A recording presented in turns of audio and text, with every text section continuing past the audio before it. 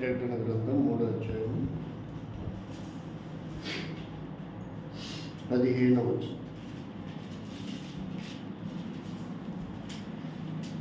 నీ క్రియలను నేను ఎరుగుదును. 16, 15, 16.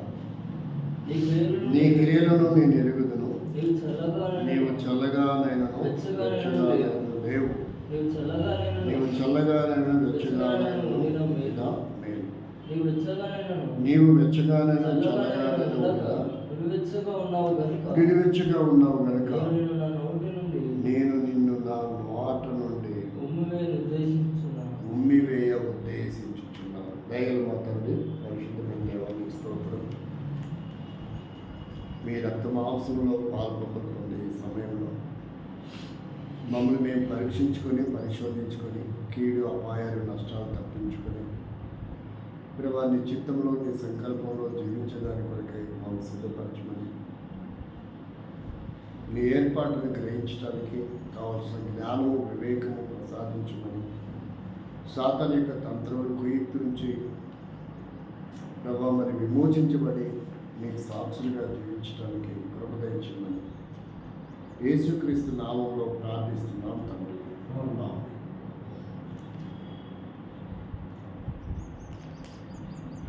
దేవుని వాక్యము ఈ భాగము వీలైతే 2-3 పార్టీలుగా మనం చూద్దాం. కొన్ని మాటలు ఈరోజు మనం అధ్యయనం చేద్దాం. ప్రకటన గ్రంథంలో అంటే చాలామందికి భయం, దాదాపుగా 4 పుస్తకాలంటే భయం.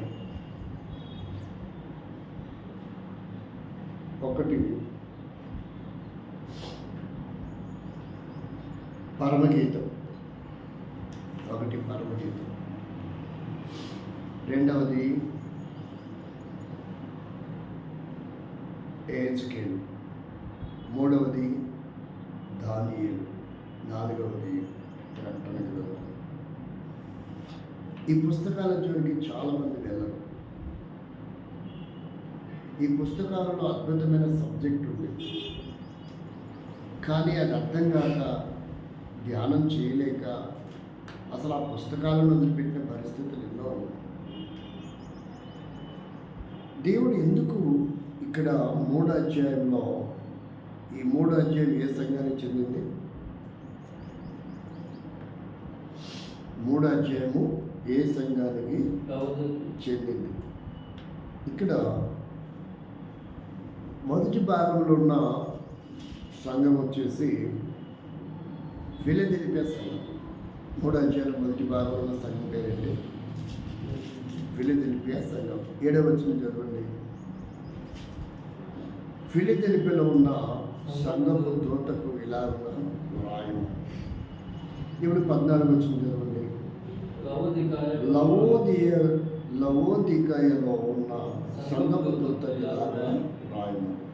ఆమేన్ అనువాడులో నమ్మకమైన సత్యసాక్షియు దేవుని దృష్టికి ఆదియునైన వాడు చెప్పు సంగతులు ఏమనగా, దేవుడు చెప్తున్న సంగతి ఏంటంటే, ఈరోజు నీవు ఎలాగున్నామో నేను ఎలాగున్నానో లవోదిక సంఘం లాంటి అనుభూతులే మనలో ఉన్నాయి. అది దేవుని భావం. లవోదిక సంఘంలో నుండి మనం బయటికి రావాలి. నామకార్థ క్రైస్తవం నుంచి బయటికి రావాలి. దైవిక క్రమంలోనికి రావాలి. లోకాన్ని విడిచిపెట్టాలి. క్రీస్తుకు సమీపస్తులు కావాలి. అనేక పర్యాయాలు మనం వెంటాడుతున్నది ఏంటంటే, మొదటి యోహాను పత్రిక 2వ అధ్యాయం 16వ వచనం. మనం వెంటాడుతున్నది ఏంటి? మనం ఎందుకు ఆత్మీయంగా కట్టబడలేకపోతున్నాం? ఎందుకు ప్రార్థనలో ఎదగలేకపోతున్నాం? ఎందుకు పరిచర్యలో రాణించలేకపోతున్నాం? ఎందుకు ఒక ఆత్మను కూడా ప్రభు దగ్గర నడిపించలేకపోతున్నాం? మనం రావడమే కష్టం. ఎందుకు ఇట్లా జరుగుతుంది? కారణం ఏంటి? ఎంతోమంది ఫ్రెండ్స్, కొలీగ్స్, బంధువులు, స్నేహితులు ఎందరో ఉన్నారు కదా. ఎన్నో కుటుంబాలు ఉన్నాయి. ఒక్క కుటుంబాన్ని కూడా ఎందుకు నడిపించలేకపోతున్నాం? ఇక రాస్తాడు, లోకములో ఉన్నదంతయు అనగా శరీరాశ, నేత్రాశ, జీవపుడము. ఇప్పుడు చూడండి, ఏది కోరుకుంటున్నాం మనం? తండ్రి వల్ల వచ్చినట్టు కోరుకుంటున్నామా? ఈ లోకాధికారి అయిన సాతాను వలన వచ్చినట్టు మనం కోరుకుంటున్నామా? ఎవరిచ్చింది కోరుకుంటున్నాం? ఎంతసేపు ఉన్నా భూ సంబంధమైనవే, భూ సంబంధమైనవే, భూ సంబంధమైన అవసరం మనకి, అవసరం మనకి. కానీ వాటి పరిమాణం ఎంత? దేవుని కంటే ఎక్కువ స్థాయి ఉండకూడదు. భూ సంబంధమైన వాటికి ఎంత ఉండకూడదు? దేవుని కంటే ఎక్కువ పరిమాణం ఉండకూడదు. చొక్కా అవసరం, ప్యాంట్ అవసరం, మొబైల్ అవసరం, బైక్ అవసరం, ఇల్లు అవసరం, వాకిలు అవసరం. ఇవి అవసరాలు. అవి కూడా లేకుండా రోడ్డు మీద గాలి తిరిగమని దేవుడు ఎప్పుడు చెప్పాడు? అవి అవసరం. కానీ వాటికంటే దేవుడు ఎక్కువ అవసరం. వాటన్నిటికంటే ఇంకెక్కువ ఎవరు అవసరం? అది మనకు తెలియాలి. అందుకే ఏమన్నాడు తెలుసా? ఆ ప్రశ్న ఇస్తే గుండె పగిలి చచ్చిపోతాం. అట్లాంటి అడిగాడు ఆయన. చూడండి, ఉదాహరణగా చూస్తే మనం టాపిక్ దగ్గర చూస్తాం. యోహాను సువార్త 21వ అధ్యాయం. యోహాను సువార్త 21వ అధ్యాయం ఏం జరిగిందో చూడండి.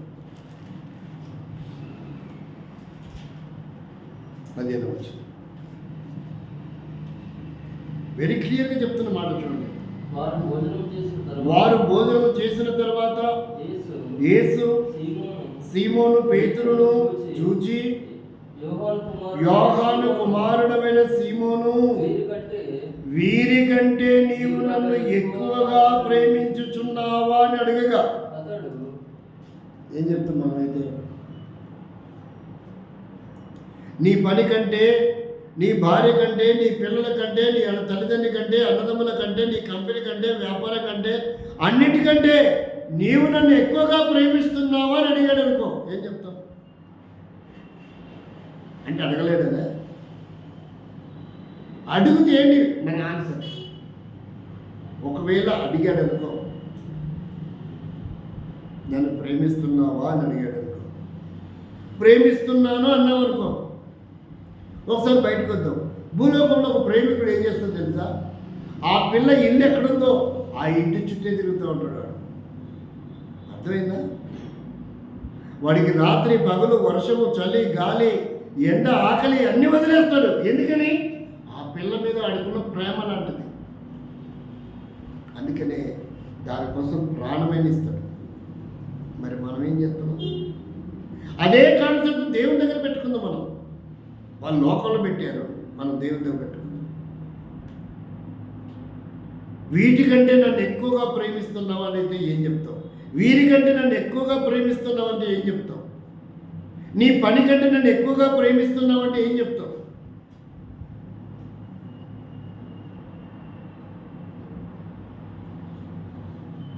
నేను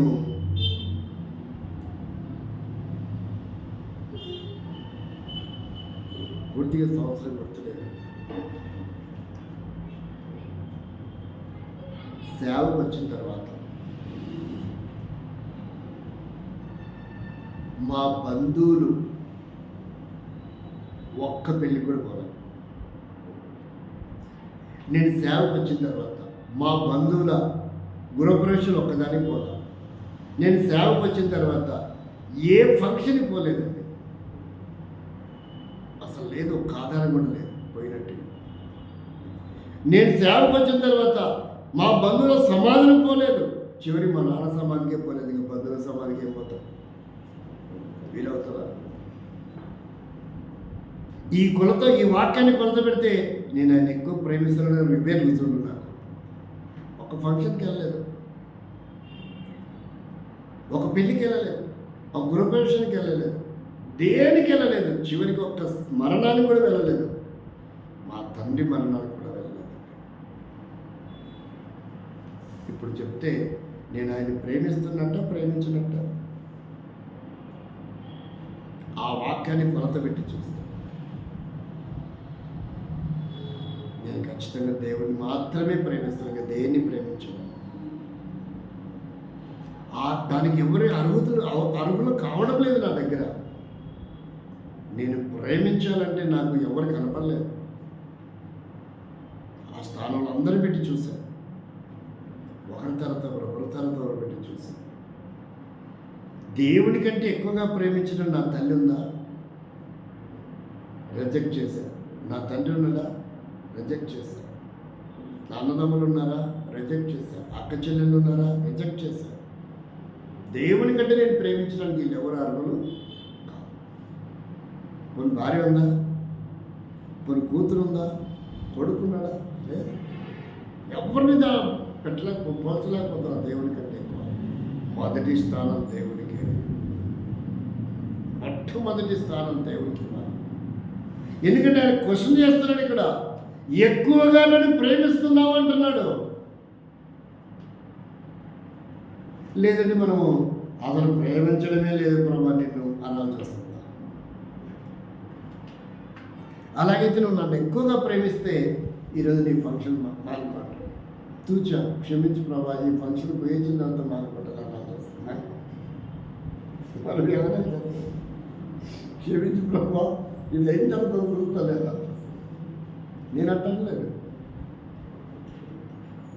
దేన్నైనా గెట్ లాస్ట్ అనుకుంటా, ఇది తుచ్చమైనది అనుకుంటా, ఇది తాత్కాలికమైనది అనుకుంటా, ఇది ప్రకృతి సంబంధమైనది అనుకుంటా, ఇది నా దేవుని నుండి నన్ను దూరం చేస్తుంది అనుకుంటా, నన్ను భ్రష్టు పట్టిస్తుంది అనుకుంటా.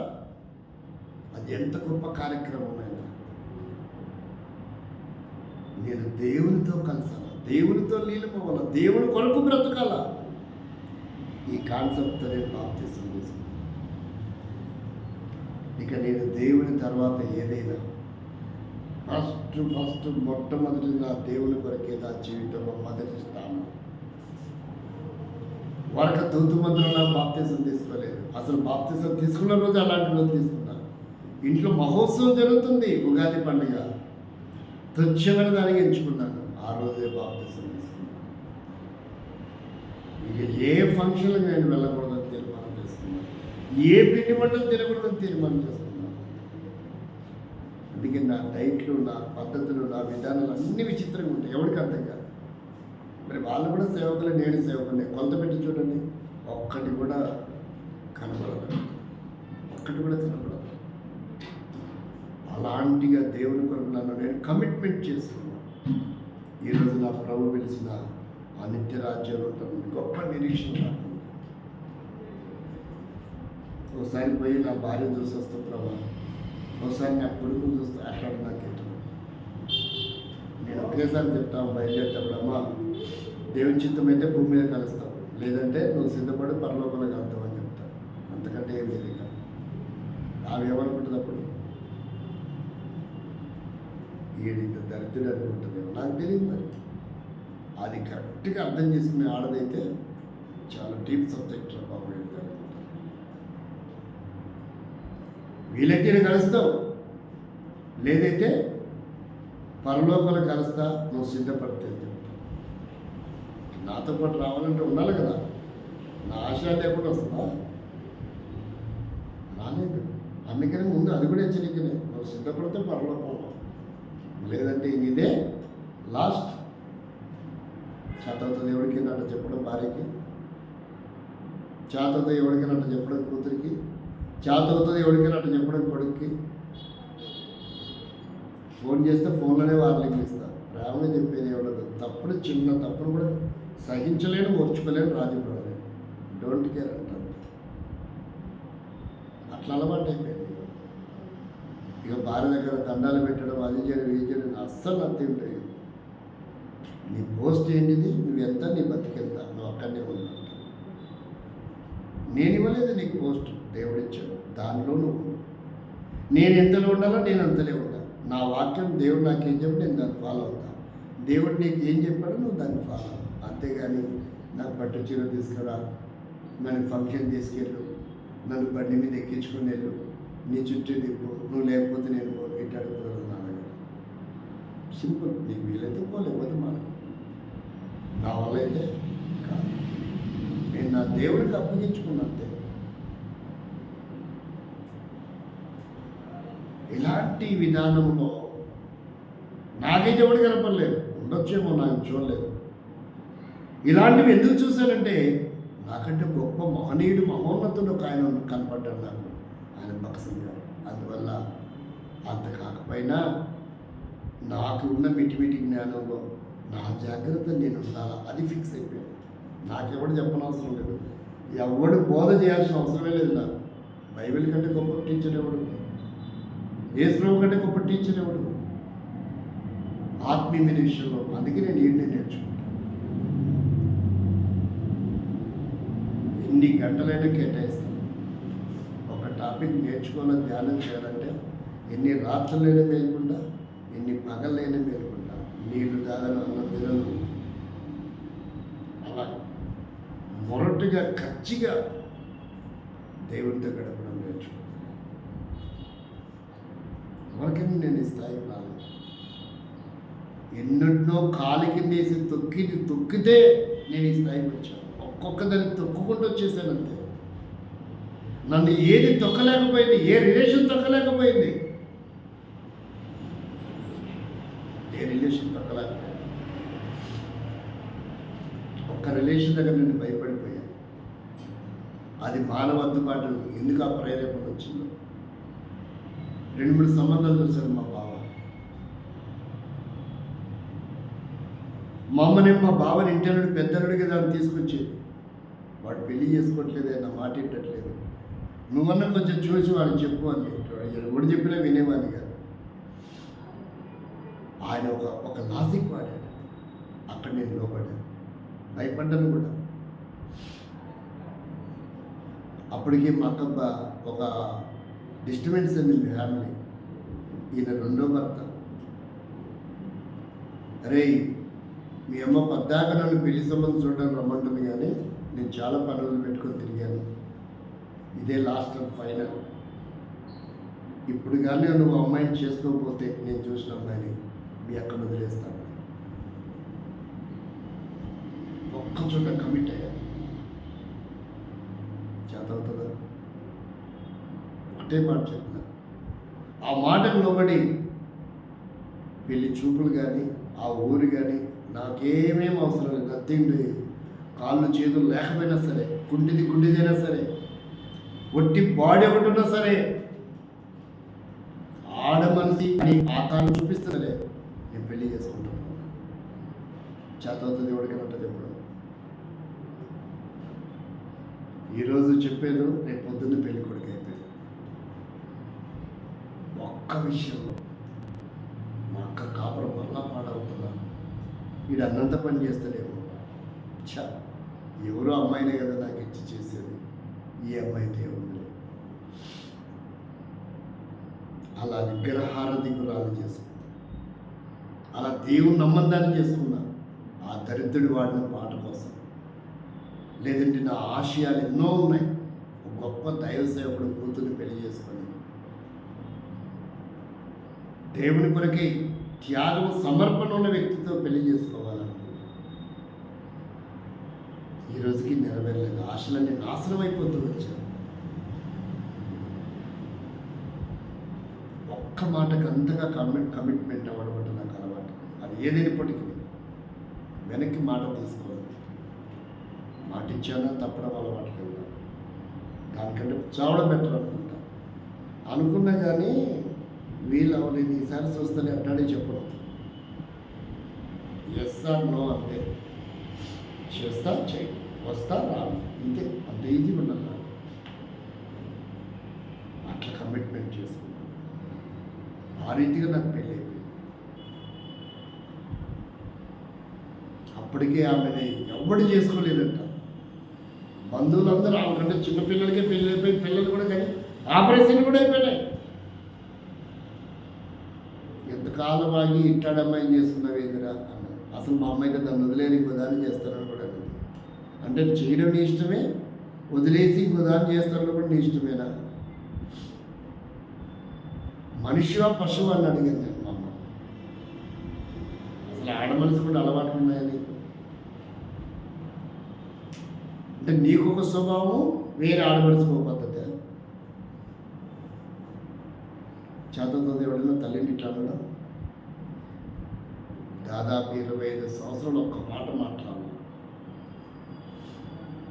బాల్యం నుంచే సేవకు వచ్చేటప్పుడు నేను సేవ కొరకు వేస్తున్నా కదా, ఆమెతో నాకు అసమాధానం ఉందని ప్రార్థన చేసుకుని, అమ్మ నేను సేవకి వెళ్ళిపోతున్నా, ఒకే మాట చెప్పాను, మళ్ళీ మాట్లాడలేక. అది నేను సమాధాన పడినట్టు ఆమెతో, అమ్మ నేను సేవకి వెళ్ళిపోతున్నా, ఇంకా నీ ఇష్టం ఏమన్నా చేసుకో, ఇక నీకు ఒక వ్యక్తి అడ్డు తొలగాడు. ఒకే మాట, మరి ఈరోజు వరకు మాట్లాడు, ఇప్పటికీ బతికే ఉంది. నా ఆశయాలు వేరు ఉన్నాయి, వాళ్ళతో ఏకీభవించలేదు. నా వల్ల నా ప్రభు కొరకు నేను కమిట్ అయినా కాబట్టి భూ సంబంధమైనటువంటి రిలేషన్ నా దగ్గర వాల్యూనే లేదు, శూన్యం. అందుకే ఇక్కడ దేవుడు ఏమంటున్నాడు, ఇక 2 విషయాలు చెప్పాడు. ఈ మధ్యాహ్నం నువ్వు ఎలా ఉన్నావు పరీక్షించుకోవాలి. ఆయనకు అన్నీ తెలుసంట. 15వ వచనం, నీ క్రియలను, ప్రకటన 3:15, నీ క్రియలు నేను ఎరుగుదును. దేవునికి కనపడతలేవు అనుకోబోకండి. నీ సైకాలజీ అంతా దేవునికి తెలుసు. మొత్తమైన ఆడియో వీడియో అన్ని రికార్డు చేసి పెడుతున్నాడు. నువ్వు ఏం చెప్తున్నావో, ఎట్టుపోతున్నావో, ఎట్టొస్తున్నావో, ఏం జరుగుతుందో అన్నీ తెలుసు. ఆ తప్పించుకునే ఆ రికార్డింగ్ దగ్గర ప్రతిదీ తెలుసు. నువ్వు దేనికి ప్రాముఖ్యత ఇచ్చావో తెలుసు ఆయనకి. అందుకంటున్నాడు, నీ క్రియలు నేను ఎరుగుదును, నీవు చల్లగానైనను వెచ్చగానైనను లేవు, 2 లేవంట. మరి ఎలా ఉన్నావు? నీ భక్తి ఎలాగుంది? నీ విశ్వాసం ఎలాగుంది? నీ రక్షణ జీవితం ఎలాగుంది? నీ ఆత్మీయ జీవితం ఎలాగుంది? ఎవడు నాశనం చేశాడు? ఎప్పుడు నాశనం చేసుకున్నావు? ఎందుకు నాశనం అయింది? నొలివెచ్చగా మిగిలిపోయావా? నొలివెచ్చకుండా నోట్ల నుంచి ఉమ్మేస్తారంట ఆయన. ఇక ఆ విశ్వాస జీవితం కాదు దాన్ని. నువ్వు అవిశ్వాసం ఉన్న దేవుడు సంతోషిస్తాడు, నువ్వు విశ్వాస పరిమాణంలో ఉన్న దేవుడు సంతోషిస్తాడు. కానీ అటు ఇటు కాకుండా ఉంటే దేవుడికి అవసరమే లేదు.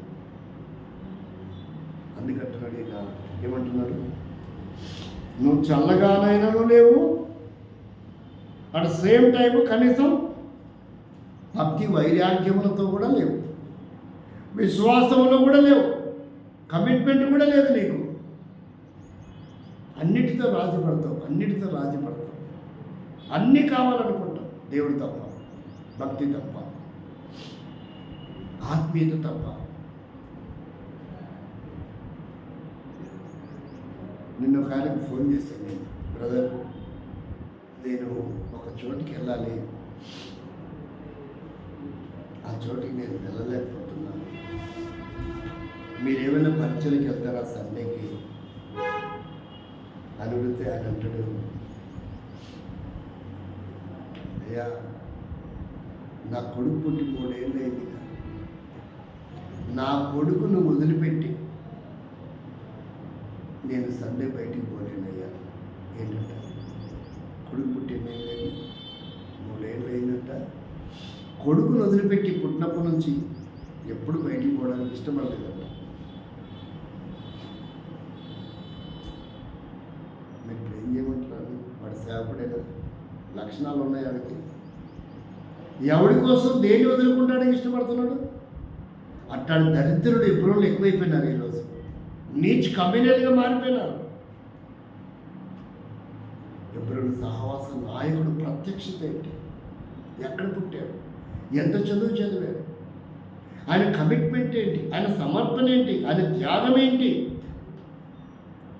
ఈ సహవాస కొడుకు ఈడు చెప్పేది ఏంటి? చాలా విడ్డూరం అనిపించింది. ఎవడరా బాబు నేను సేవ పిలిచిన దేవుడేనా అని అడిగాను. దేవుడే పిలిచాడా? నిజంగా సేవ పిలిచాడని దేవుడు నిన్ను, లేక నువ్వే వచ్చావా?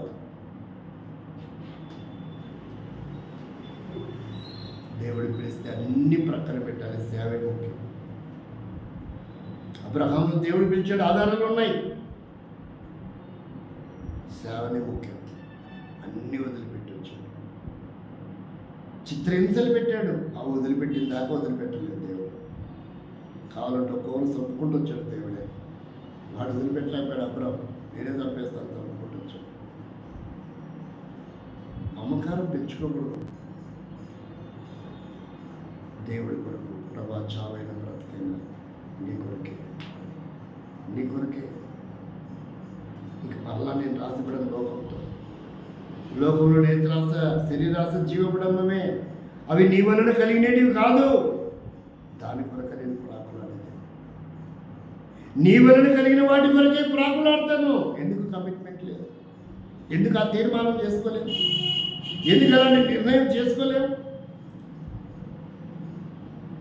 ఏమేమి మనల్ని దూరం చేస్తున్నాయో, ఎక్కడెక్కడ భ్రష్టు పట్టిపోయామో కొన్ని చూద్దాం. ఒకే రోజు అవధిది 3-4 వారాలు మనం ధ్యానించాలి. కొన్ని మనం బైబిల్లో గమనిస్తాం. ప్రకటన గ్రంథంలో రాయబడిన ఈ మాటలు, ఎందుకు ఈ మాట చెప్పాడు దేవుడు? చల్లగా లేవు, వెచ్చగా లేవు, నువ్వెళ్ళొచ్చగా ఎందుకున్నాడు? నేను నిజంగా నిలువెచ్చగానే ఉన్నానా? నేను కూడా నిలువెచ్చగానే ఉన్నానా? లవోదిక సంఘం లాగానే నా ఆత్మీయ స్థితి కూడా అలాగే ఉందా? అసలు అది కూడా లేదా? ఏమి లేకుండా నేను దేవుడి కొరకు బలం చేయేస్తున్నానా? ఏమి లేకుండా నేను విశ్వాసం చెప్పుకుంటున్నానా? ఏమి లేకుండానే నేను కూడా పరిచయంలో ఉన్నాను, దేవుళ్ళలో ఉన్నానని చెప్పుకుంటున్నామా? బైబిల్ చూడండి ఏం చెప్తున్నాడో దేవుడి వాక్యంలో చూస్తే ఒక అద్భుతమైన విషయాలను మనకు జ్ఞాపకం చేస్తూ వచ్చాడు.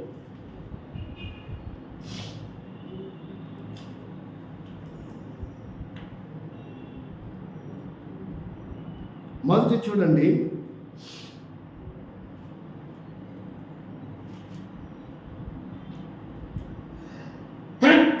రెండో అధ్యాయం ప్రకటన గ్రంథం 4వ వచనం. చాలా విషయాలు ఉన్నాయి, మన ఊరికి ఇప్పుడు అలా చూస్తున్నాం. అయినను మొదట నీకుండిన ప్రేమను నీవు వదిలితివి. ఎక్కడ నిలువెచ్చగా స్టార్ట్ అయింది మన జీవితం? మొదటున్న భక్తి లేదు, మొదటున్నటువంటి కమిట్మెంట్ లేదు, మొదటున్న విశ్వాసం లేదు, మొదటున్న దేవుని భయం లేదు, మొదటున్న దేవుని ప్రేమ లేదు. భ్రష్టు పట్టిపోయింది. అది ఎప్పుడు పోగొట్టుకున్నాం? ఎవరి ద్వారా పోగొట్టుకున్నాం? ఎందుకు పోగొట్టుకున్నాం? ఏ స్థలానికి వెళ్ళి పోగొట్టుకున్నాం? ఏ వ్యక్తితో వెళ్ళి పోగొట్టుకున్నాం? ఏ ఊరికి వెళ్ళి పోగొట్టుకున్నాం? ఎందుకు నామకార్థంగా మిగిలిపోయాం? ఒకప్పుడు స్థితి ఏంటి? ఒకప్పుడు ప్రత్యక్షత ఏంటి? ఒకప్పుడు ఎలా ఉన్నాం? వాత వేయబడింది మన సాక్షి. ఎందుకు అది అర్థం అవ్వడం లేదు? జీవించింది నీవేగా. మరి నీ జీవితం ఒకప్పుడు ఎలా మీకు అర్థం కాదా? ఇప్పుడు జీవించేది నువ్వేగా. ఇప్పుడు నీ జీవితం ఎలా ఉందో దేవుని విషయంలో, విశ్వాస విషయంలో అర్థం కాదా? అందుకే ఇక్కడ చెప్తున్నాడు. ఏమంటది? మొదటిది ఏంటిది? నిలువెచ్చగా మారిపోవడానికి, నామకార్థులుగా మారిపోవడానికి, భ్రష్టు పట్టిపోవడానికి, విశ్వాస వీరుడిగా ఉన్న వ్యక్తి లోకంలో కలిసిపోవడానికి మొదటిది ఏంటంట? మొదట ఏముంది? ఆ ప్రేమ లేదు. ఇప్పుడు అన్ని ప్రేమలు వచ్చినాయి, ఇక అసలు ప్రేమ పోయింది. ఏమొచ్చినాయి? ఎక్కర్లేని ప్రేమలన్నీ పుట్టాయి. వ్యక్తుల మీద ప్రేమ, పరిస్థితుల మీద ప్రేమ, వస్తువుల మీద ప్రేమ, మనుషుల మీద ప్రేమ, చేతి పనుల మీద ప్రేమ, అన్నిటి మీద ప్రేమ పుట్టింది. 100% ఉన్న ప్రేమ అన్నిటి మీద పంచితే దేవుడికి ఇవ్వడానికి ఏముంది? 0. ఏం లేదు కనుక నిలువెచ్చైపోయావు. ఒకప్పుడు ఉంది ప్రభా, ఇవ్వగలిగాను, ఇప్పుడు ఏం లేదు నా దగ్గర. అసలు ప్రేమ అంటేనే లేదు. ఆ సీమోను పేతురులాగా వీరికంటే ఎక్కువగా ప్రేమిస్తున్నావా? ఆ ప్రేమ లేదు ప్రభా. మొదటి ప్రేమ లేదు, మొదటి భక్తి లేదు, మొదటి పవిత్రత లేదు, మొదటి విధేయత లేదు, మొదటి లోబడేతత్వం లేదు, మొదటి ప్రార్థన లేదు, మొదటి వాక్య ధ్యానం లేదు, మొదటి భక్తి లేదు.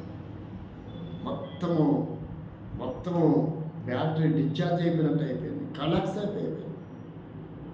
ఏమి లేదు, శూన్యం. అక్కడ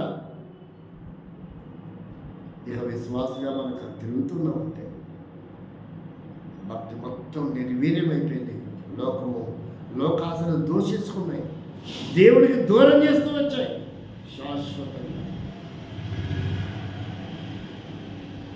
అవి ఏమి కనపడడం లేదు. ఇది మొదటి కారణం. దేవుని ప్రేమ కోల్పోవడం వల్ల లోకములన్నీ ప్రేమల మీద మమకారం పుట్టింది తప్ప అతి ప్రాముఖ్యమైనటువంటిది పోయింది. అందుకే నిలువెచ్చగా మారిపోయావు, అందుకే నిలువెచ్చగయ్యావు. అంతకుముందు చల్లగా ఉన్నాం, ఆ తర్వాత వెచ్చగా మారాం. చల్లగా ఉన్నా బాగుండేది, పోనీ వెచ్చగానే కంటిన్యూగా కొనసాగితే బాగుండేది. ఎవడి కోసమో దేనికోసమో నిలువెచ్చగా మారిపోయిన దౌర్భాగ్యకరమైన జీవితం. దానికంటే చల్లగా ఉండడమే బెటర్ అంటున్నాడు దేవుడు. నువ్వు మారు మనసు పొందకుంటుంటేనే మంచిది అంటున్నాడు దేవుడు. చాలా దారుణమైన మాట వాడాడు. పేతురు పత్రికలో చూస్తే ఎంత భయంకరంగా ఉందో చూడండి ఆ మాట.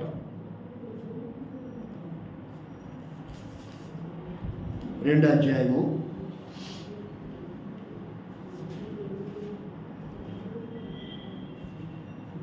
20-21 వచ్చిన చదివితే ఎంత దౌర్భాగ్యకరంగా ఉందో చూడండి. క్రీస్తు కూడా మీ కొరకు బాధపడి ఎక్కడ చదువుతున్నావయ్యా? పేతురు 2వ అధ్యాయము 20-21 వచ్చిన.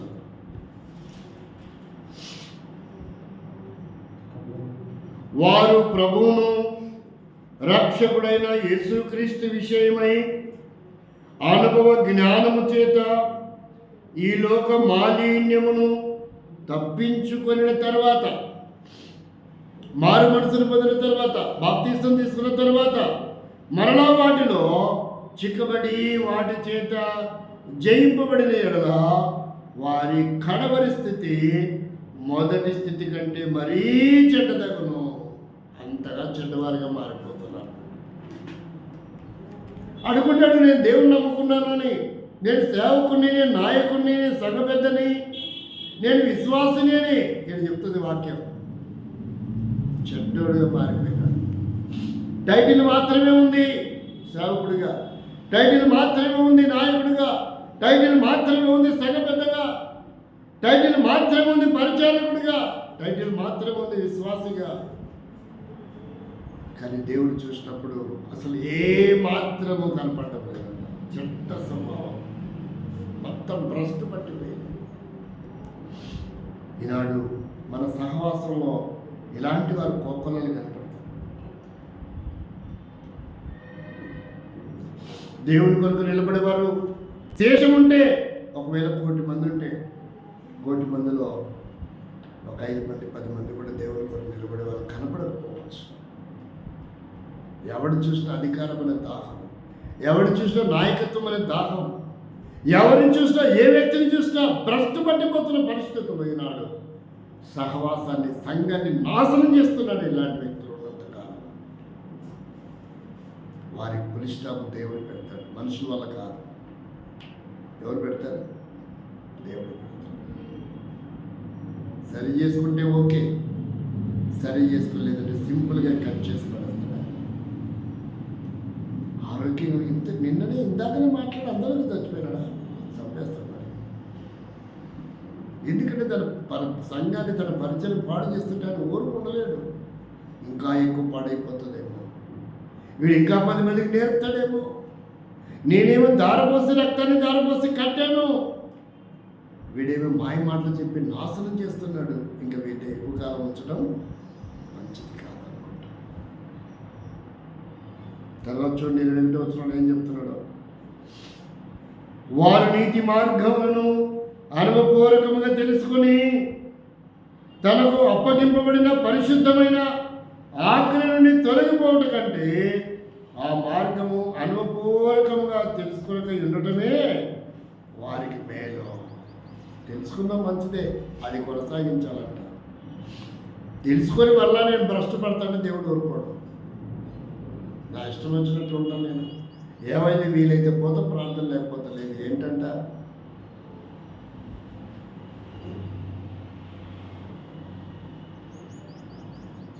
ఇది విశ్వాసికి తగదు, ఇది పరిచారకుడు తగదు, ఇది సంఘ పెద్దకి తగదు, ఇది నాయకుడికి తగదు, ఇది సేవకుడికి తగదు. అలాంటి బుద్ధిహీనత నుంచి మార్చుకోవాలి, అలాంటి నిలువెచ్చిన స్థితి మార్చుకోవాలి. బ్రహ్మలలో చేయలేదంటే ఇక్కడ 22 వచనంలో ఏం చెప్పాడు చూడండి. కుక్క తన వాంతికి తిరిగినట్టు, కడగబడిన పంది బురదలో దొరికినట్లు, మళ్ళినట్టును అను నిజమైన సామెత చొప్పున కుక్క స్వభావం వాంతింగ్ చేసుకుంటే తింటది, ఫ్రెష్ తినదు, అది కక్కిందాన్ని తింటది. అది ఏ పాత జీవితం మీద విడిచిపెట్టొచ్చామో ఇది చల్లగా ఉందని వెచ్చని జీవితంలోనికి విశ్వాస జీవితంలోకి వచ్చి మరలా భ్రష్టు పట్టిపోవడం. అటు చల్లగా కాకుండా ఇటు వెచ్చగా కాకుండా నలువెచ్చని స్థితికి దిగజారిపోవటమే కుక్క వాంతికి తిరిగినట్లు, కడగబడిన పంది మరలపోయి బురదలో దొర్లినట్టు అని బైబిల్ చెప్తుంది. మన కుక్కలాంటి వాళ్ళమైనా పందిలాంటి వాళ్ళమైనా దేవుడు మనల్ని కుక్కలా పుట్టించాడా, పందిలా పుట్టించాడా, తన పోలికలు పుట్టించాడా? ఎవరి పోలికలు పుట్టించాడు, ఎవరి కొరకు బతకాలనుకొని ప్రాణం పెట్టి విడిపించాడు. కాబట్టి నాడు అసూయ, ద్వేషము, కుళ్ళు, కుతంత్రాలు, స్వార్థము, నా పని, నేను, నా కుటుంబం, ఇది ఎక్కువైపోయింది. నా దేవుడు, నా సేవకుడు, నా సంఘము, నా సహవాసం, ఇది కనపడదు. మనసు పట్టిపోతున్న పరిస్థితి ఏంటి? మా ఇష్టం అండి, వీలైతే వస్తాం లేకపోతే లేదు. అదే దేవుడు నా ఇష్టమయ్యా అంటే ఏం చేసే పరిస్థితి? కాబట్టి ఈరోజు మనం ఎలా ఉన్నాం? నిలువెచ్చని స్థితి లేక వెచ్చని స్థితి? పరలోకమా నరకమా? దేవుని నోట్లో ఉండడమా లేక నోట నుండి ఉమ్మివేయబడడమా? ఏది మనం కోరుకుంటున్నాం? ఏది మనల్ని ఇంతగా భ్రష్టు పట్టించింది? ఎందుకు మనం ఇంతగా పాడైపోయాం? ఎవడి మాటలకి లొంగిపోయాం? దేనికి ఆకర్షించబడ్డాం? ఏ మాయ మాటలు, ఏ వంచిన మాటలకు లోబడిపోయాం? ఏ వంచకుడు మన జీవితాలను భ్రష్టు పట్టిస్తున్నాడు, దేవునికి దూరం చేస్తున్నాడు. ఆయన వంచడే, ఆయన కలహించడే. కాబట్టి ఆయన త్యాగము ఇలా మారిపోవడానికి. దేవుని వాక్యం చూస్తే రెండవదిగా చూడండి, రెండవది నిలువెచ్చని స్థితికి పోవడానికి గల కారణం ప్రసంగి 9:10. రెండవది నిలువెచ్చని స్థితికి పోవడానికి రెండవ కారణం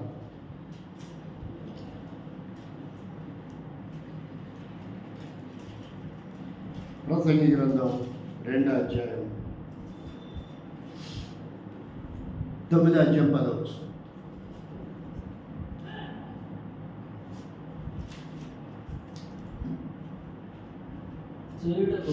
చేయుటకు నీ చేతికి వచ్చిన ఏ పనైనను నీ శక్తి లోపము లేకుండా చేయుము. నీవు పోవు పాతాళమునందు పని అయినను ఉపాయమైనను తెలివైనను జ్ఞానమైనను లేదు. దానికోసం మాట్లాడుతున్నాం. మనం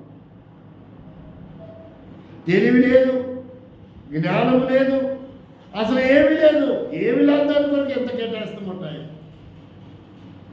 అన్నీ ఉన్న దేవుని కొరకు ఎంత కేటాయిస్తున్నాం? రెండవది ఏంటంటే శక్తి వంచన లేకుండా దేవుని కొరకే మనం పనిచేయాలి. శక్తి వంచన లేకుండా అలసిపోయానయ్యా, నా వల్ల కాదు, పారమవుతుందా? ప్రార్థనకు వస్తాయి, ఎందుకంటే చిన్న చిన్న విషయాల్లో దేవుడికి సాతాను చేత ప్రేరేపించబడాలి? ఎందుకు దేవుని సన్నిధిని పోగొట్టుకోవాలా? ఆ రోజు దేవుని వాక్యం ఎందుకు పోగొట్టుకోవాలా? ఎవరి కోసం పెట్టేది?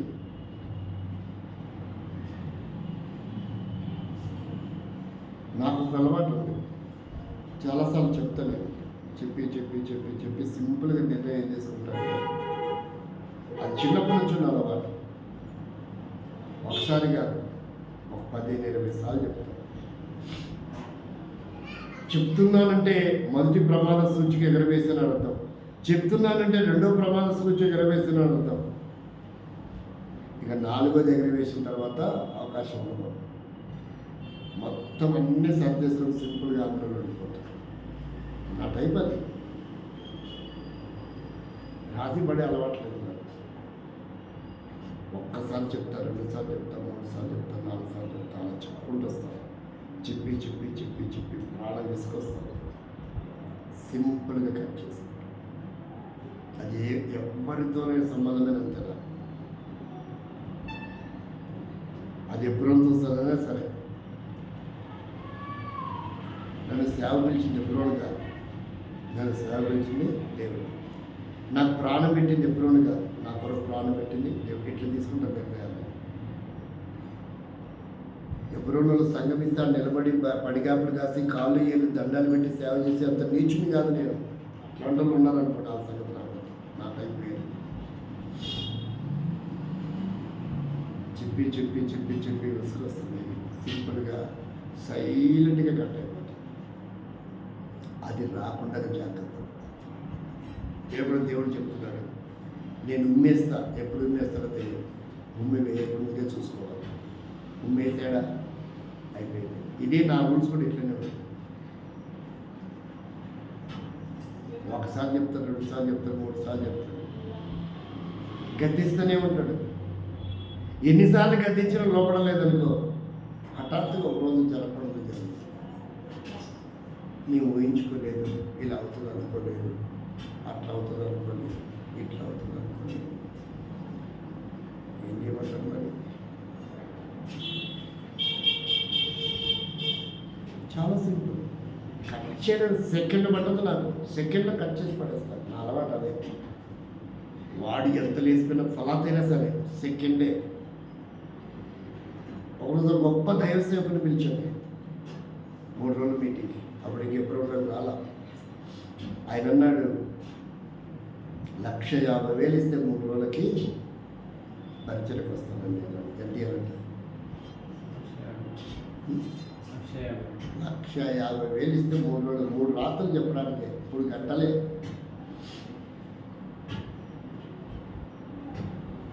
కొన్ని వేల సార్లు ఫోన్ చేసింటాడు, జాషువా గారు ఏంటి సార్ మీటింగ్స్ నన్ను పిలవట్లేదు. ఏమన్నాడు? అడుక్కునే పరిస్థితి ఎందుకు వచ్చింది? ముందు నేను అడుక్కున్నా కదా, ఇప్పుడు అడుక్కునే పరిస్థితి ఎందుకు తెచ్చుకున్నాడు ఆయన? అంత ఈజీ కట్ చేస్తా. అదే నా అలవాటు. అది బైబిల్ రూల్స్, నా సొంత రూల్స్ కాదు. బైబిల్ ఫార్ములా, అది నా సొంత ఫార్ములా కాదు. ఒక్కసారి ఉమ్మేశాడా అయిపోయింది. ఇంకా మళ్ళీ తీసి దేవుడు నోట్లు వేసుకోలేదు. ఉమ్మి వేయకముందుకే చూసుకోవాలి. నాది కూడా ఇదే కాన్సెప్ట్. ఒక్కసారి చీయని అసహించుకున్నానా, సూర్యచంద్ర నక్షత్రాలు దిగొచ్చినా మళ్ళీ ఒప్పుకోను. ఒక్కసారి నేను నిర్ణయం తీసుకునే ముందుకే జరగాలి. ఏదైనా ఇది నా కొడుకు కాదనుకున్నాను అనుకో, మళ్ళీ మాట్లాడను. ఇంకా ఇది నా కూతురు కాదనుకున్నాను అనుకో, మళ్ళీ మాట్లాడను. ఇది నా భార్య కాదనుకో, మళ్ళీ మాట్లాడను. ఇవి నా తల్లి కాదనుకో, మళ్ళీ మాట్లాడను. అనుకోక ముందే జాగ్రత్త పడాలి. ఇదే నా సిద్ధాంతం. నా పర్సనల్ విషయాలు ఇవి. ఒక్కసారి అనుకుంటే నెవరిగా మళ్ళీ ఎన్ని ఇబ్బంది వచ్చి ఏం చెప్పినా నేను అది నేను పెట్టుకునే టెస్ట్. ఒకసారి ఎబ్రోన్కి వెళ్ళాను. తిమోతి అంకుల్ అడిగాను, అంకుల్ అలా చోట పరిచయం స్టార్ట్ చేసాం, పళ్ళ పెట్టాలి అన్నాడు. ఆయన ప్రార్థన చేసి చెప్తే పోరా అనింటే సంతోషించేవాడు. ఆయన ఫలాని వ్యక్తిని అడగలరా జాషువా అన్నాడు. నువ్వు ఇక్కడ సేవకుడివి, భక్తి గారితో పాటు తిరిగావు, ఇక్కడ అధ్యక్షుడివి, ప్రపంచానికి ఎబ్రోన్ సావాసానికి నువ్వు ఎవరిని అడుగుతానంటే ఏంటి పర్మిషన్? అలాంటప్పుడు నీవు చేసే పరిచయం నాకు అవసరం లేదు. 2015 నుంచి అడిగాను. 2019లో నథింగ్ డూయింగ్ అంటాడు, జాషువా మర్చిపోయి అదేంట్రా అన్నాడు. అదంతా మానవ అందుబాటులో నేను పనిచేశాను. దేవుడు పని చేయట్లేదు, దేవుడు రూల్స్ ఫాలో అవ్వట్లేదు. నీకున్న అధికారం అధ్యక్షుడు రూల్స్ ఫాలో అవ్వట్లేదు. ఎవరికో నువ్వు లోబడుతున్నావు. దేవుని సేవకుడు కూడా కాదు. పిలుపు లేదు, ఏర్పాటు లేదు, సమర్పణ లేదు, త్యాగం లేదు. అలాంటి వ్యక్తి దగ్గర పోయి చేతులు కట్టుకొని నాకు పోస్టింగ్ పరిచర్య రాయండి బదులు అడుగుతున్నాను. నువ్వు సేవకుడు కాబట్టి భక్తి గారితో తిరిగి కాబట్టి నిన్ను గౌరవించాను. నువ్వు కావాలంటే కాలు మొక్కి దండాలు పెట్టుకుని నాకు కుదరదు అనుకోని చెప్పగలరు. నేను చేత అవుతాను. గెట్ లాస్ట్ అనుకుంటా సెకండే, ఒక్క సెకండ్లో నిర్ణయం తీసుకుంటాను. నిర్ణయం తీసుకున్న ముందుకి ఏదైనా జరగాలి. తీసుకున్నానా ఇంక ఏది జరగదు. ఎంత మౌనంగా ఉంటానో, ఎంత రాజీగా ఉంటానో, ఎంత భయంతో ఉంటానో, ఎంత విధేయతతో ఉంటానో, ఎంత లోబడి ఉంటానో, ఎంత అణిగిమణి ఉంటానో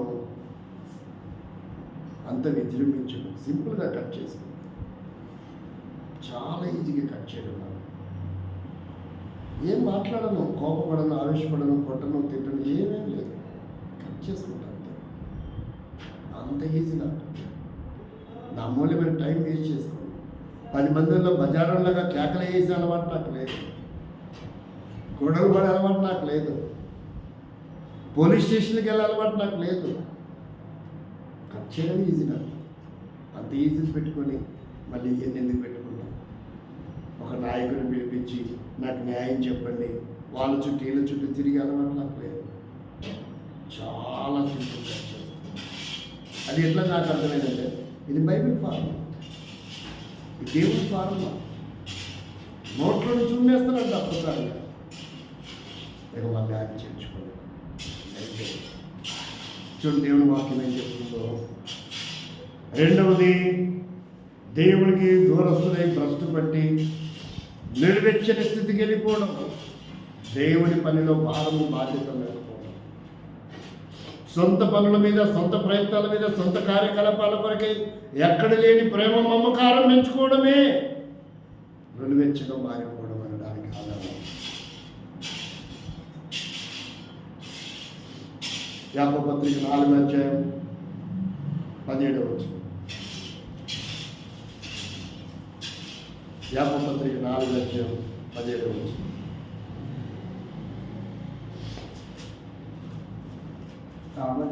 కాబట్టి మేలైనది చేయు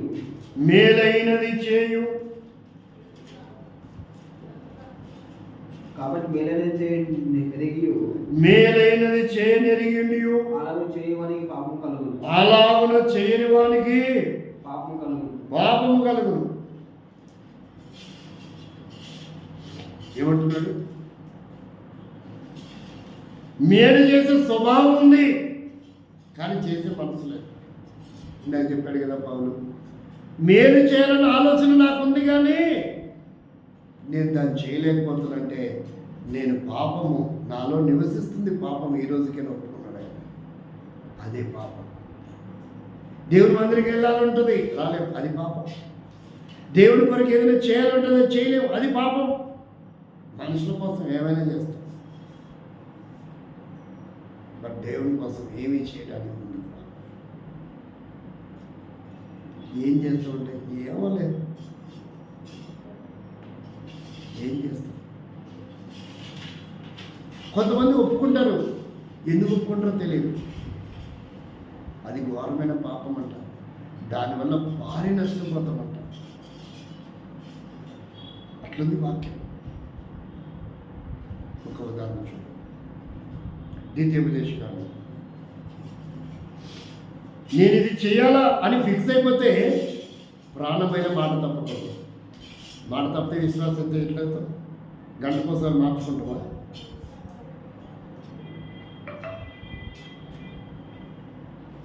కాబట్టి ద్వితీయోపదేశ కాండంలో చెప్పాడు,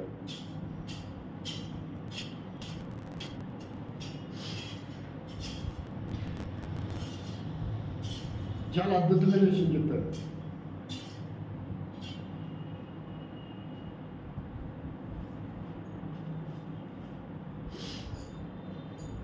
ఒకసారి చర్చ చేయండి. మొరక్కుబడి.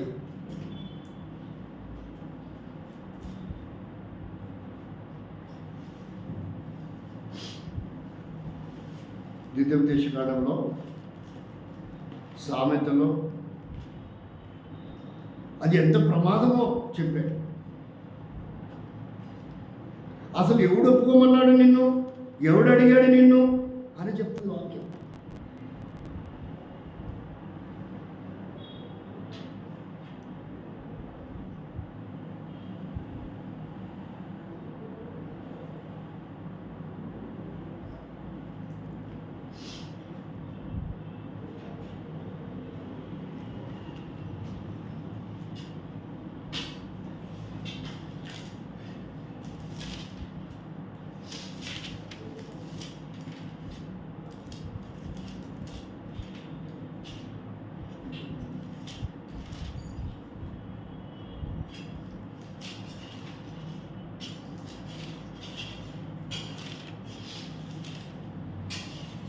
దొరకలేదా?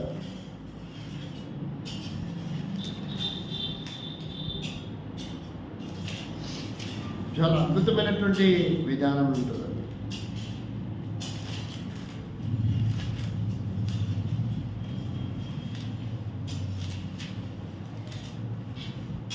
ఆయన గద్దిస్తూ ఉన్నాడు, ఆయన మాట్లాడుతూ ఉన్నాడు. అసలు నీకు ఎవడు చేయమన్నాడు అని అంటున్నాడు. అది చేత కానప్పుడు ఎవడు పండుకున్నామన్నా, ఎవడు పడిపోమన్నాడు నిన్ను, ఎవడు ఫస్ట్ పట్టమన్నాడు నిన్ను అంటున్నాడు. ఏమో సెట్ అవుతున్నాడు.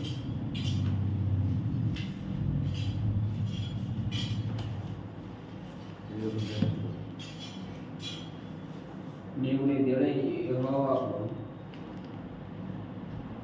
రెఫరెన్స్ చెప్పు.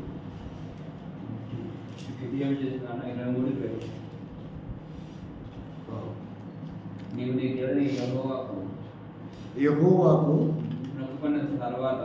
మొక్కుకొనిన తర్వాత ఆ మొక్కుబడి చెల్లించుటకు తడవు చేయకూడదు. నీ దేవుడైన యెహోవా తప్పక నీ వలన దాన్ని రాబట్టుకొను, అది నీకు పాపమగును. అర్థమైందా? అది పాపంగా మారిపోతుంది. అందుకే నేను చాలా జాగ్రత్త ఉంటాను. నేనేం మొక్కుకోను, అప్పటికప్పుడు చేసేసుకుంటూ వెళ్ళిపోతాను. ఎందుకంటే నా దగ్గర ఏ డబ్బు ఉండదు, నాకెవరు సపోర్ట్ చేసే వాళ్ళు ఉండదు, బ్యాక్ బోన్ ఉండదు, ఈ పని కొరకు వాడండి అనే వాళ్ళు ఉండరు, ఈ పని చేస్తున్నానని చెప్పి మోటివేషన్ చేసి ఫండింగ్ రాబట్టడం నాకు తెలియదు. సంవత్సరాల తరబడి నా పాకెట్ మనీ కొంత ఎత్తిపెట్టి ఒక పని చేయడానికి ఇష్టం నాకున్నమాట. మొక్కొని నేను మళ్ళీ ఎప్పుడు నేను ఇది చేయగల ప్రభా, ఇది చేస్తా ప్రభా, దీనికి ఇంత ఇస్తా ప్రభా ఎప్పుడు చెప్పను. మనిషికి చెప్పను, దేవుడికి అసలే చెప్పను. ఆ సమయానికి అది జరిగిపోవాలంతే. ఎందుకంటే నాకు ఇట్లా వాక్యం అర్థమైంది. భయం, చాలా భయం. మనుషులకు భయపడంలే, ఎవరికి భయపడదు మనుషులు, దేవుడికి మాత్రం భయపడదు. ఎందుకంటే దేవుడికే భయపడాలా నేను. నా కొరకు మనిషి ప్రాణం పెట్టాలి, అధికారి ప్రాణం పెట్టాలి, నాయకులు ప్రాణం పెట్టాలి, దేవుడికి ప్రాణం పెట్టాలి, దేవుడికి భయపడాలి. నీ స్థానం నువ్వు ఉంటావు, నా స్థానం నేను ఉంటానండి అంటాను అంతే. నువ్వెవరైతే నాకేంటి? నాకు భయపడాలంటే ఎవరిలో టెస్ట్ మనీ చెప్పినప్పుడు కూడా ఎవరు భయపడదని కూడా చెప్పాను. ఎవరికి భయపడాలి, దేవుడికి మాత్రమే భయపడాలి. కానీ ప్రతి వ్యక్తిని ప్రేమిస్తా, గౌరవిస్తా, లోబడతా, అంతే తప్ప అది భయపడైతే కాదు. బైబిల్ నాకు నేర్పిన పద్ధతి కాబట్టి 15 కీర్తన 4 ఒకసారి చదవండి. ఎక్కడ పడిపోయాం మనం, ఎక్కడ భ్రష్టు పట్టాం, ఎక్కడ నుడివెచ్చని స్థితికి జిగజారిపోయాం, ఏది మనల్ని ఆకర్షించింది, ఏది మనల్ని నాశనం చేస్తుంది, ఏది మనల్ని భ్రష్టు పట్టిస్తుంది. ఆ పూర్వస్థితి, ఆ పూర్వ ప్రేమ, ఆ వైభవము ఒకప్పుడు ఎలా ఉండింది, ఇప్పుడు ఎలా ఉంది? అతని దృష్టికి నీచుడు అసహ్యుడు, అతడు యెహోవా యందు భయభక్తులు గల వారిని సన్మానించును. అతడు ప్రమాణము చేయగా నష్టము కలిగిన మాట తప్పకూడదు. అది విశ్వాసం అంటే. నాకు 10 రూపాయలు వచ్చింది, నేను 50 రూపాయలు దేవునికి ఇస్తాను అనుకున్నాను. కజ్జీరకో, మైకో, దేనికో, కరెంటు బిల్లుకో, ఇంకేదన్నా ఎనిబడి 10 రూపాయలు వచ్చింది, 50 రూపాయలు ఇస్తాను అనుకున్నా.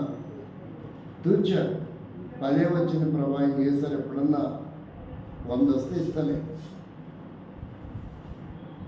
అంటే ఎట్టుంటో తెలుసా? అదే పాపం. అతడు ప్రమాణము చేయగా నష్టం కలిగిన ప్రాణమైన మాట తప్పకూడదు. అది చెయ్యాలని కూడా ఇమ్మీడియట్గా చేయాలి. యెఫ్తా నా ఇంట్లో నుంచి ఎదురుగా ఏదొస్తుందో దాన్ని ఇచ్చేస్తాను. ఇచ్చాడా లేదా? మనం ఇవ్వగలమా? అనుకున్నది ఇవ్వలేము. చూచా పొరపాటు అయింది, అది ఇది ఎన్ని సాకులు, ఎన్ని వంకలు పెడతాము. ఎబ్రోను సహవాసంలో నాకు తెలిసి భక్సింగ్ గారి తర్వాత ఒక 3-4 ఉన్నారేమో సొంత డబ్బులు ఖర్చు పెట్టి మీటింగ్లు ఏర్పాటు చేసేసారు. సొంత డబ్బులు ఖర్చు పెట్టి వస్తువులు కొనే సేవకుడు. ఎంతసేపు వాళ్ళని ఇవ్వండి వీళ్ళని అని అడుక్కునే సేవకులు లక్షల మంది ఉంటారు. నాకు అలవాట్లేదు, నా టైప్ ఇది. దేవుడి కొరకే 80% ఖర్చు పెట్టడం నాకు అలవాట్లేదు. దేవుడు చూసుకుంటాడు. నువ్వు దేవుడి కొరకు ఖర్చు పెట్టు, దేవుడిని చూసుకుంటాడు. దేవుడి సొమ్ము దొంగిలించే దొంగలు, దద్దములు ఎంతోమంది ఉన్నారు. ఆ టైప్ అది కాదు. 20% దేవుని భాగం దేవునికి ఇవ్వకపోగా దొంగిలించేవారు 20% మాత్రమే తీసుకొని 80% దేవుని పని కొరకే ఖర్చు పెట్టే విధానం. ఇలాంటి వాడు సేవలు కనపాలి. అర్థం కాదు ఎవరికి, ఎందుకంటే అట్లాంటి వాడు ఎవరు ఉన్నాడు కదా.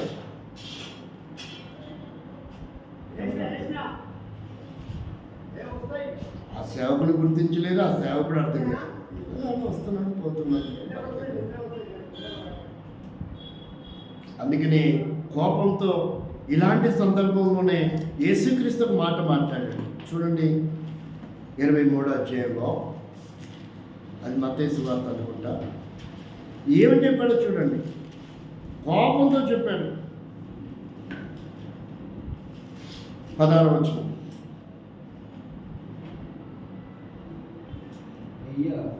అయ్యో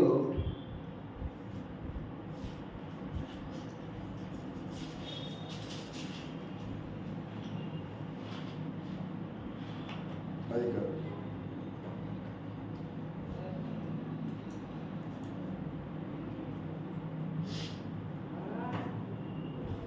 తూరు సిదోనులో అనే మాట వాడతాడు.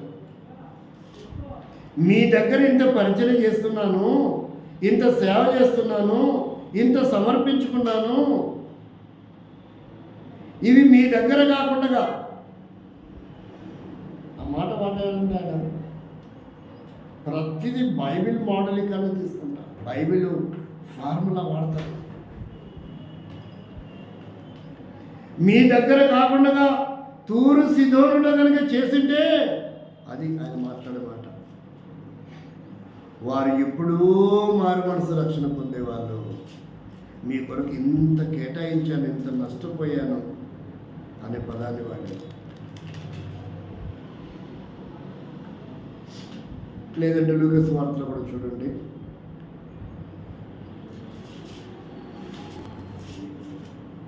మీ మధ్యన చేసినటువంటివి అలా వాడాడండి చాలా డైరెక్ట్గా.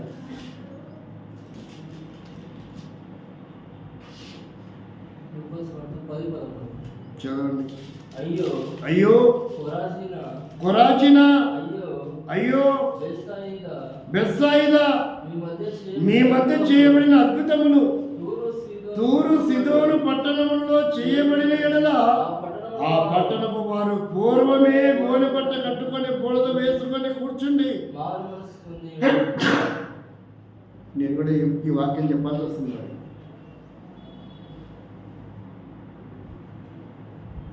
చూస్తారా, ప్రతిది వాక్యమైంది. అలా నాకు సొంత కవిత్వం చెప్పడం చేత కాదు. ఇక్కడ చేసిన పరిచర్య, ఇక్కడ దేవుడు చేసిన సమర్పణ, త్యాగము, ప్రయాస, ఆయన అంటున్నాడు మీ మధ్యన చేసినటివి కొరాజినా, అయ్యో బెత్సాయిదా, మీ మధ్య చేయబడిన అద్భుతాలు తూరు సిదోనులో కనుక నేను చేసింటే వాళ్ళు ఎప్పుడో మారు మనసు పొంది రక్షణ పొందేవాళ్ళయ్యా. మీరు ఇంకా ఇట్లాగే ఉన్నారు. ఎంత కోపం వచ్చింది ఈ మాట మాట్లాడు, ఎంత విసుకొచ్చింది ఈ వాక్యం చెప్పింటాడు యేసుప్రభు వారు, ఎంత అలసిపోయింది ఈ వాక్యం చెప్పింటాడు. కాబట్టి ఏదో ఒక ఆదివారం అట్లా కూర్చొని 4 మాటలు చెప్పుకొని వెళ్ళిపోయేదని తీర్మానం చేసుకున్న వాళ్ళ దగ్గర ఒక సేవకుడు త్యాగము సమర్పణతో సేవ చేయటం అంత కరెక్ట్ కాదనిపిస్తుంది. ఎవడొకటి పిలిపించుకొని చెప్పించుకునడానికి సరిపోతుంది అనుకున్నప్పుడు ఒక సేవకుడు ఇంతగా సమర్పించుకొని చేయడం అది కరెక్ట్ కాదేమో. అవసరతలో చోట చేస్తే బాగుంటుంది. ఆకలితో ఉన్న దగ్గరికి వెళ్ళి వాక్యం చెప్తే బాగుంటుంది. ఎక్క సమయంలోకి ఏం పని? దాన్ని స్వీకరించలేని వాళ్ళ కోసం ఎందుకు? ఎప్పుడో పాసిపోయిన 4-5 రోజుల పులిహార పెడితే అయ్యా ఇదే మహాప్రసాదం మనం స్వీకరిస్తామండి అని తినేవాళ్ళకి పెట్టాలి. కానీ రోజుకి మంచి బాస్మతి బిర్యానీ లాంటి వర్తమానం చెప్తే తీసుకోలేనివాడు కోసం ఎందుకు అంత త్యాగం చేయాలి? అదే చెప్తున్నాడు ఇక్కడ. మీ మధ్యన చేసినవి ఆ తూరు సిద్ధంలో చేస్తే ఎప్పుడో వాళ్ళు బాగుపడేవాళ్ళే. ఎందుకింత త్యాగం, ఎందుకింత సమర్పణ, ఎందుకింత వ్యయ ప్రయాసం? ఏం చూసి, ఏం ఆశించి, ఏం వస్తుందని? ఏమీ లేదు. ఇంతగా వెచ్చించాల్సిన అవసరం ఏంటి? అదేంటంటే సేవ చేయడం దేవుని చిత్తం కదంటే ఈ మాట ఏం చెప్తా మరి? ఈయన ఈ మాట చెప్పాడు. ఆయన ఆడు చేసింటే బాగుండేది అయ్యా, ఈడ అనవసరం చేశాను అంటున్నాడు. మరి దాన్ని ఏమంటారు? మన అర్థింది లేక ఎప్పుడో విస్ఫోటం నాకు పేలిపోతుంది. పేలిపోకముందే జాగ్రత్త పడాలి. ఎప్పుడు జరుగుతుందో తెలియదు. చాలాసార్లు చెప్తా వస్తున్నాను హెచ్చరిక. అది తారాస్థాయికి వెళ్తుంది, ప్రమాద స్థాయికి వెళ్తుంది. ఆ రోజు ఒక్క వస్తువు కనపడదు, సడన్గా అన్ని కనుమరుగైపోతాయి. మంచి కూడా కనపడదు. ఆ రోజు పరిస్థితి ఏంటి? లేకపోతే సీఎం ఉందంటారా, లేకపోతే సిద్ధాపూర్ ఉందంటారా, వేరే ఆప్షన్ నో ప్రాబ్లం.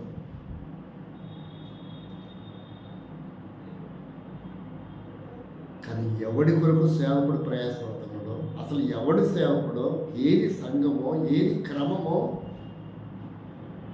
వస్త్రాలు వేసుకొని తిరుగుతున్నప్పుడు ఆలోచించుకోవాలిగా. వస్త్రహీనులుగా తిరుగుతుంటే అన్కాన్షియన్స్లో ఉంటాయి. సరే ఏదో రండి, మేము అన్కాన్షియన్స్లో ఉన్నాం, తెలియదు, వచ్చి కూర్చొని వేసిపోతున్నాం. ఓకే, అది అప్పుడు కూడా మంచిది. ఎవడి సేవకుడో, ఏది సంఘమో, ఏది క్రమమో, ఏది సహవాసమో, ఏది పరిచర్యలో గ్రహించలేనప్పుడు ఇంకెందుకు? ఈ మాట తూరు సిదోనులో చేస్తే బాగుండేది కదా అని అనిపిస్తుంది. చివరి 2 వచనాలు చెప్తాను. మనం సరి చేసుకునే ఒక్క అవకాశం ఇచ్చాడు. ఇవన్నీ పక్కన పెట్టాను, ఒకే ఒక్క అవకాశం ఇచ్చాడు. ఇక మీదటైనా జాగ్రత్త, ఇక మీదటైనా సరి చేసుకుని ప్రభు కొరకే ఒక మంచి తీర్మానం, ఒక మంచి నిర్ణయం. ప్రభావం ఎన్నో అవకాశాలు ఇచ్చాడు. నిజంగా అవగాహన లోపము, తెలియక పొరపాటు చేయడం. యోహాను సువార్త 15:4 గలతీ పత్రిక 6:9. యోహాను 15:4, గలతీ 6:9. ఎవడైనను నా యందు నిలిచి ఉండని ఎడల నా యందు నిలిచి ఉండలేడు, వాడు తీగ వలె బయట పారవేయబడి బయట పారవేయబడి ఎండిపోవును. ఎండిపోవును. ఏంటంట? నులివెచ్చని స్థితి పోగొట్టుకోవాలంటే ఒక అవకాశం ఉంది. సంఘంలో నిలిచి ఉండాలి, సహవాసం నిలిచి ఉండాలి, వాక్య క్రమంలో నిలిచి ఉండాలి, సంఘ క్రమంలో నిలిచి ఉండాలి.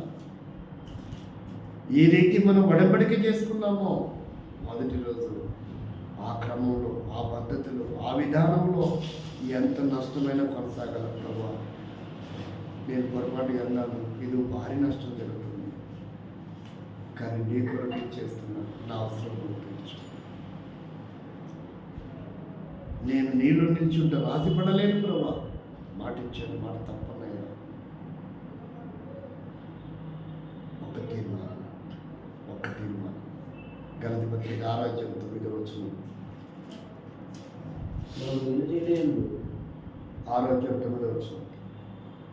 మనము మేలు మనము మేలు చేయుటయందు చేయుట యందు విసుగకయుందము. విసుకకయుందము. మనము అలయక